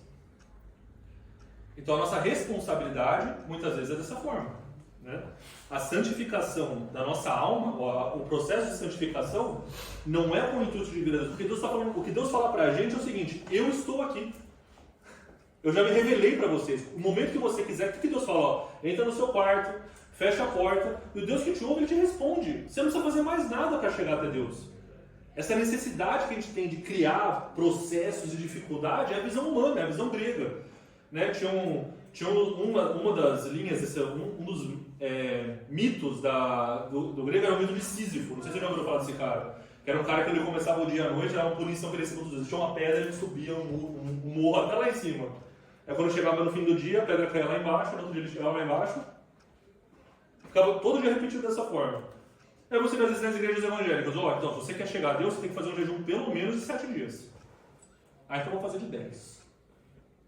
Você tem que dar a sua oferta. Não, então eu vou dar todo o meu salário, vou vender não sei o que, vou vender minha irmã e vou dar o dinheiro para a igreja. E a gente fala assim, não, isso parece um absurdo, mas se você vê algumas igrejas, principalmente as igrejas que são mais neopentecostais em alguns lugares, não foge muito disso. Não paga o seu aluguel não. Pega esse dinheiro e dá para Deus. Só, peraí. Se o Espírito de Deus está movendo a pessoa a fazer uma coisa, é diferente. Agora a pessoa querer dizer para ele, não. E acontece, você começa a tirar essa pessoa e extirpá-la de comunhão. Não começa a ter mais comunhão com a família, não tem esse processo de santificação perto dos outros, e o que acontece? Não existe a transformação da vida dos outros, certo? Por isso que eu falei, a santificação é um processo individual, mas ele tem que gerar frutos, né, coletivos. Então essa é a santidade da alma. Por fim, se eu falar da santidade do corpo, né, lá em 1 João, capítulo 2, versículos 15 e 16. Essa é a última parte da lição. Não ameis o mundo, nem o que no mundo há. Se alguém ama o mundo, o amor do Pai não está nele. Versículo 16. Porque tudo que há no mundo, a concupiscência da carne, a concupiscência dos olhos, a soberba da vida, não é do Pai, mas do mundo. Então, tem 3 coisas. Carne, né? Essa palavra concupiscência, né? Que quem foi criado na igreja, era concupiscência, opróbrio. Essas palavras aí aprenderam, você só sabia porque seria a Bíblia, né? Mas a origem dessa palavra é a mesma palavra para luxúria. Que é um desejo sem limite, um desejo que não tem controle.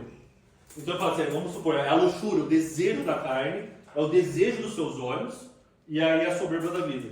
Então, né, na lição a gente vai, né, para não entrar muito nisso, mas ele começa a falar. Ele fala assim, como que você gera a santidade no corpo, sendo que são esses os seus três inimigos, entre aspas. A luxúria da carne, dos olhos e a soberba da vida. Então vamos tentar falar um pouquinho dos três. Primeiro, né, a gente for dominar isso, a gente, nesse versículo 15 fala que nós não podemos amar o mundo.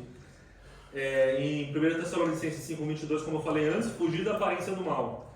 E em João 14:15, né, então assim, a gente tem que fazer duas coisas. Primeiro, fugir da aparência do mal, né, ou abster-nos da aparência do mal, como tem nessa versão. E a outra questão é João 14:15, que fala, se vocês me amam, guardareis meus mandamentos. Então você tem que fazer duas coisas. Por que isso é importante? A primeira coisa que você tem que fazer é o seguinte, você tem que fugir do pecado, você tem que não pecar.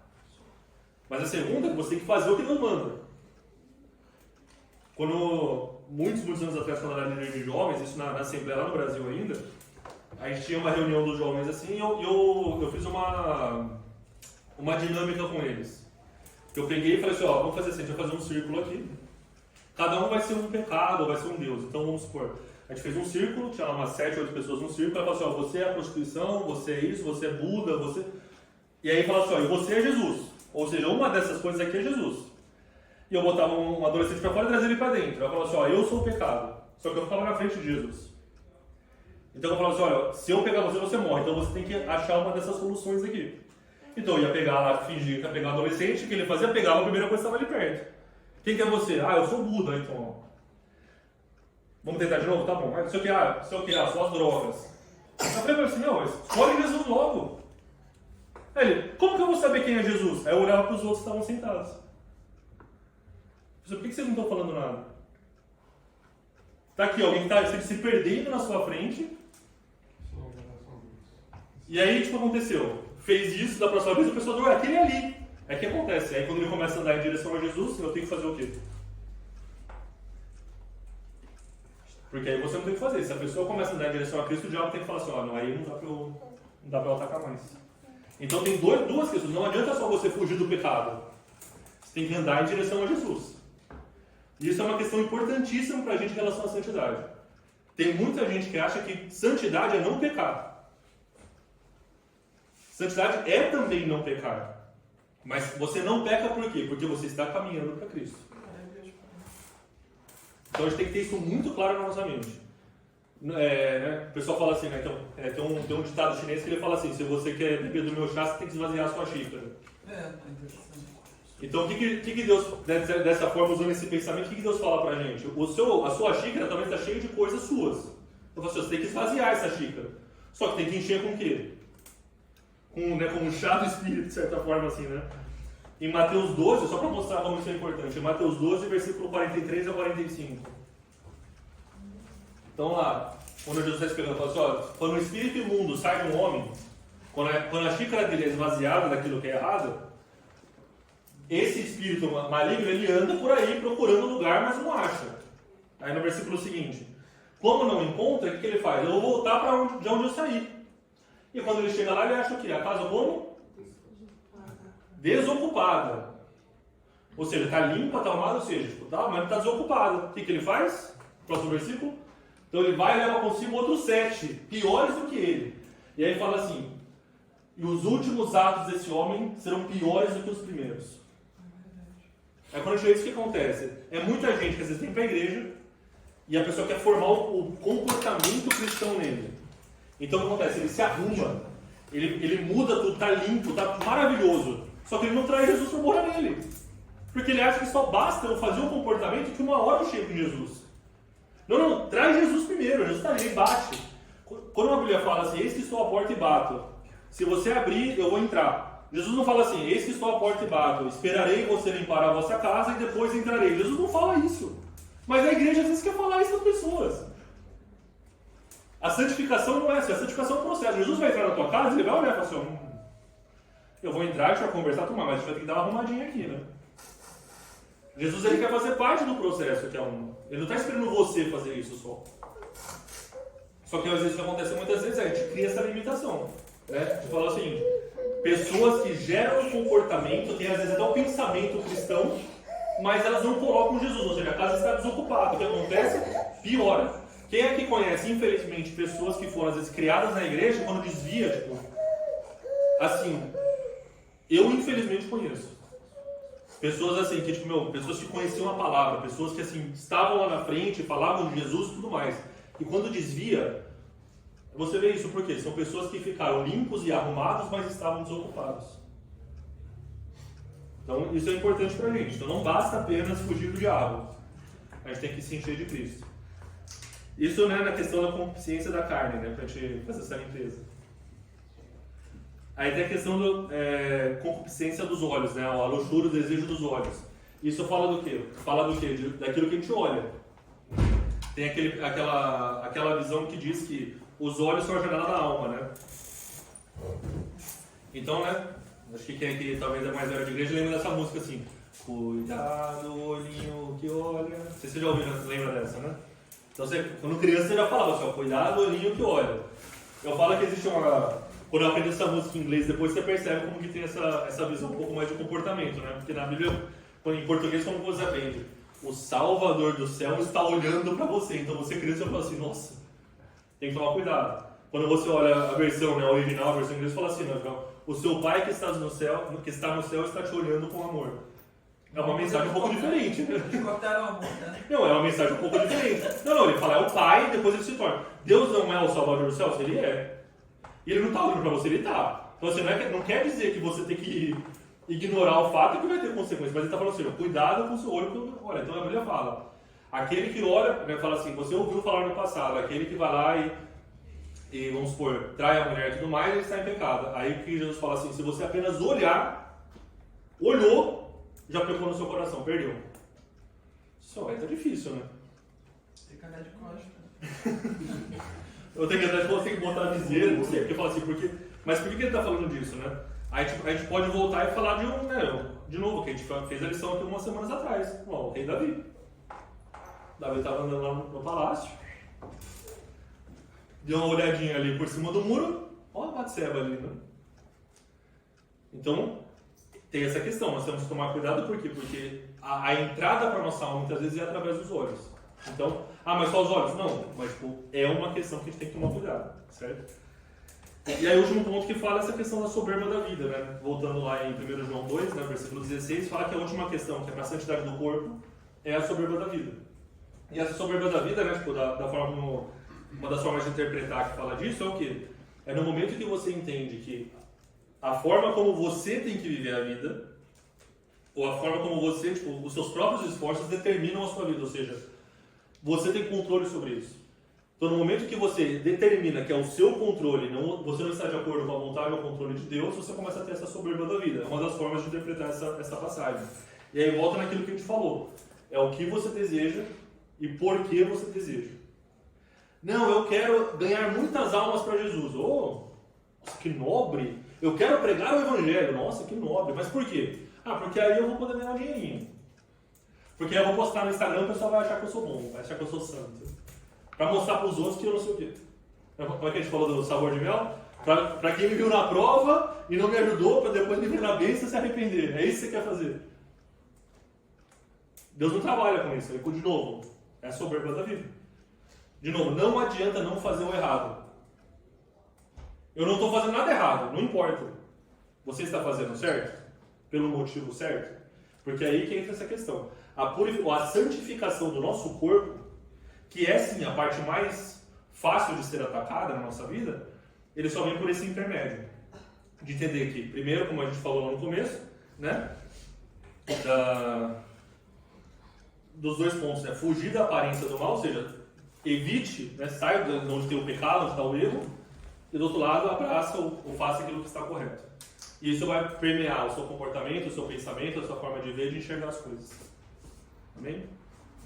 Então a pergunta que eu quero deixar para todos agora, para a gente terminar aqui, quando a gente comenta, né, dessa forma que a gente está falando sobre o corpo e a alma e o espírito, a gente falou tudo sobre isso. De alguma forma, essa discussão que a gente teve agora, nessa última hora e 20 aqui, você ainda acha que, de certa forma, existe ainda essa visão de que o corpo é apenas o cárcere, a caixa da alma? Ainda existe esse pensamento na gente? Vocês acham que isso acontece ainda? Que a gente enxerga esse corpo apenas como se fosse uma caixa que você pega, tipo, que tem dentro e o resto vai para fora. Tem ainda um pouco desse pensamento na gente? Vocês veem esse pensamento em algumas igrejas, ou às vezes em algumas pessoas que estão pregando o evangelho? Não tem certo e errado aqui, tipo, eu quero entender de vocês o que vocês acham. Vocês acham que essa forma de pensar ainda polui a nossa forma de viver o evangelho? De às vezes achar que o corpo é simplesmente dispensável ou menos importante, e o importante mesmo é se eu fizer aqui buscar as coisas e fizer direito, tipo, isso que importa. Você acha que ainda existe muito disso na nossa vida? Deixa eu fazer uma outra pergunta. Vocês já ouviram falar, ou já talvez vivenciaram, ou já conheceram alguém que começaram a, tipo, acharam que tinham que buscar tanto a Deus, ou buscar tanto a igreja, ou o evangelho, que porque estavam buscando de tanta forma, acabou às vezes atrapalhando o relacionamento dentro de casa, ou acabou, tipo, gerando doença. Vocês já conheceram, já viram isso acontecer em algum lugar? Já ouvimos falar, talvez, né? Eu vi um pastor que falou, tipo, né, um tempo atrás, que ele falou que ele começou a se envolver nas coisas da igreja, só que ele não dormia, não conseguia comer direito e tudo mais, e tipo, vai para o hospital. E aí, tipo, o pessoal falou, não, isso é coisa do diabo. Ele falou assim, não. Você não está cuidando do seu corpo. Você não está cuidando da sua saúde.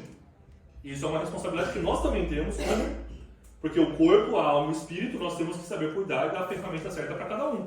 Dormir, nós temos que dormir por quê? Porque dormir é uma forma de fazer a manutenção do corpo e de conseguir, de certa forma, porque você dorme melhor, você pensa melhor, você decide melhor, você se alimenta melhor e você busca Deus melhor também.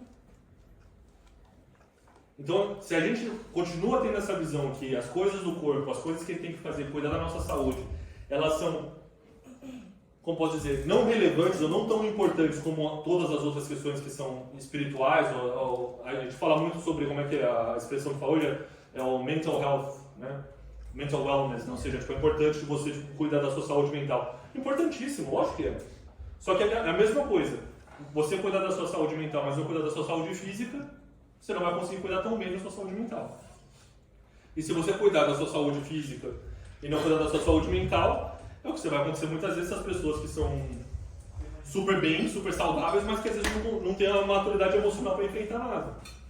Então, essa separação, infelizmente, ainda existe nos dias de hoje. E, infelizmente, às vezes, algumas vezes na igreja, a gente perpetua esse pensamento de ignorar, às vezes, que nós somos pessoas formadas por 3 partes e as 3 partes devem ser tratadas e cuidadas de novo, como eu falei no começo, pela perspectiva da eternidade. Ou seja, a parte espiritual, o espírito, ele determina a forma como nós cuidamos do nosso corpo e como nós cuidamos da nossa alma. Essa ordem, ela é crucial. Se a gente muda essa ordem, e ao invés de partir do espírito, parte do corpo, você quer fazer alguma coisa no corpo para melhorar a sua alma ou melhorar o seu espírito, você não chega no espírito. E a parte da alma talvez não sei também. Então, é importante de ter isso. E a outra pergunta que eu queria fazer para a gente terminar, a gente fala muito sobre... E por que eu estava falando dessa pergunta? É que muitas vezes, quando a gente fala de corpo, principalmente no cenário da igreja, é sempre numa perspectiva do seguinte: você tem que controlar o seu corpo, você tem que não pecar. Ou seja, como se fosse assim, o corpo é simplesmente o canal para fazer coisas erradas e o seu papel é, durante toda a vida, tipo, controlar, punir, tipo, segurar para não fazer nada errado. Mas de novo, é só uma teoria aqui para colocar para todo mundo pensar. E se ao invés de a gente punir o nosso corpo, a gente educar, ou treinar, ou preparar o nosso corpo para que ele sirva o direcionamento do nosso espírito de uma forma mais eficaz? Eu falo isso porque isso é uma coisa que eu sei que eu sou muito...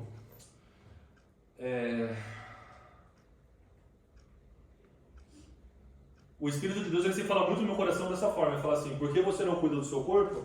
Você às vezes não consegue cuidar da sua família. Por que você não cuida do seu corpo? Eu tô falando isso pra mim, tá, gente? Tipo, não é pra ninguém aqui, é pra mim. Por que você não cuida do seu corpo? Você não consegue cuidar da sua família. Por que você não cuida do seu corpo? É isso que eu falo. Você vai tentar orar, às vezes à noite, você tá, tipo, dor nas costas, todo torto, não consegue fazer nada. E isso é uma coisa que eu sinto o Espírito comentar comigo. Ah, quer dizer o quê? Que eu tenho que virar o cara do Instagram? Não é nada disso. Vai fazer, você tem que cuidar do seu corpo. Se o seu corpo não está funcionando direito, não é Deus que tem que chegar e mandar um anjo da lipoaspiração e fazer assim e te deixar tudo mais.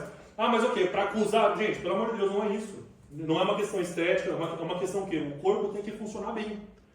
Se o nosso corpo não está funcionando bem, a gente não consegue fazer as coisas direito. Então, o que, por essa teoria, é, se o nosso corpo funcionar super bem, o nosso pensamento fica mais claro, você consegue buscar coisas melhores, sua alma se torna mais fortalecida. Da mesma forma, a sua conexão, de novo, partindo do Espírito, você consegue ter uma vida, às vezes, de busca, de intimidade com Deus muito mais completa. Porque eu falo, talvez,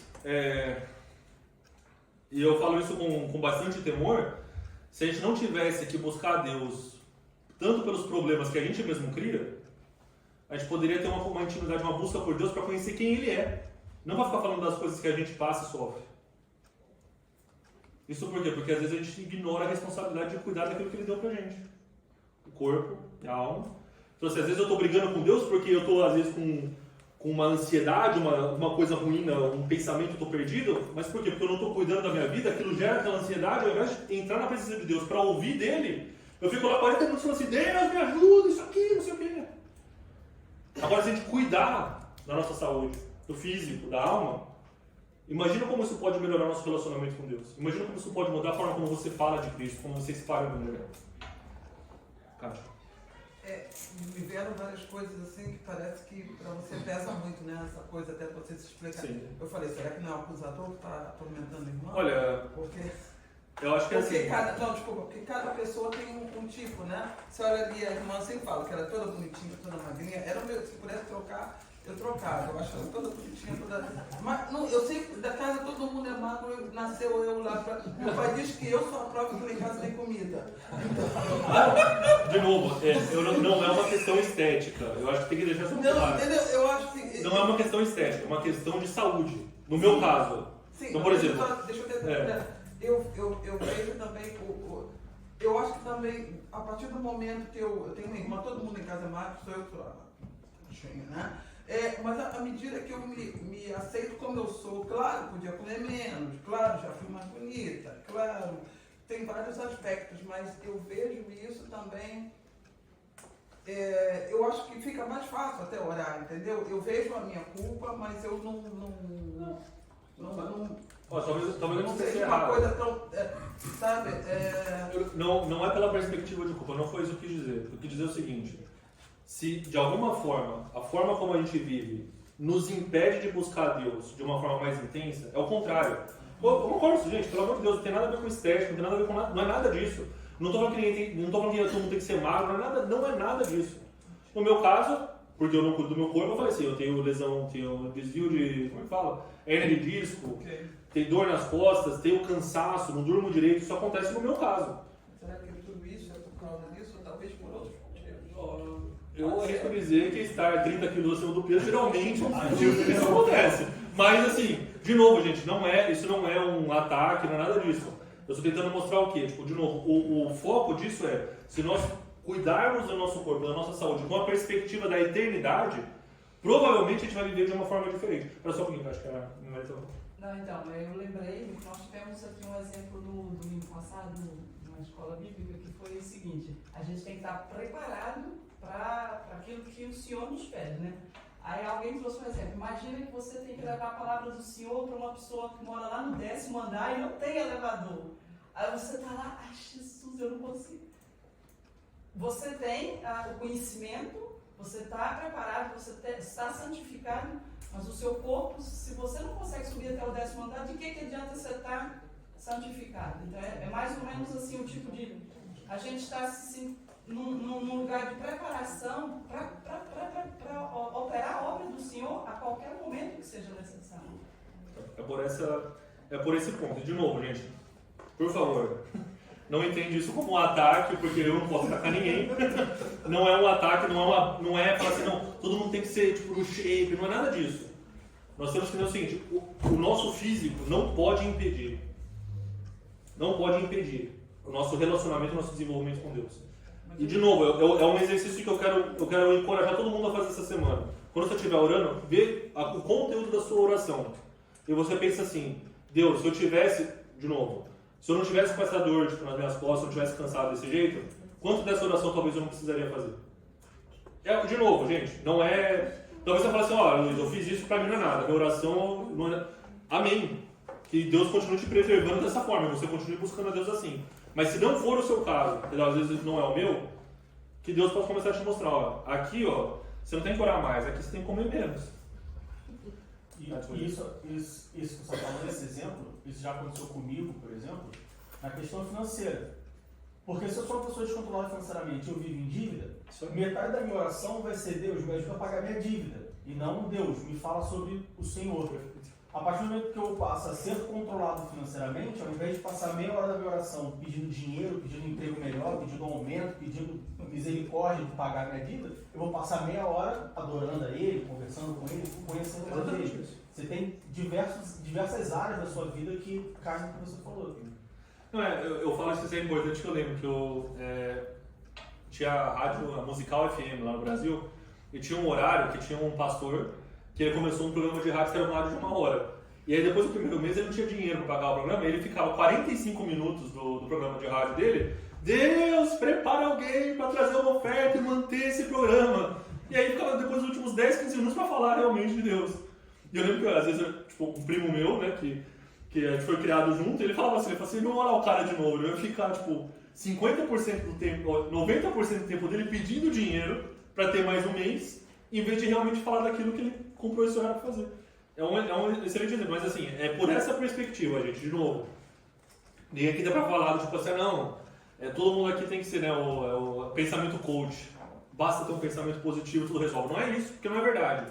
Todo mundo aqui vai passar por provação muito diferente. Deus fala, né? Deus prova mesmo para que a gente seja aprovado. E cada um vai passar por uma área. Às vezes é uma área financeira, uma área física, uma área sentimental, qualquer área. Tem muitas formas diferentes.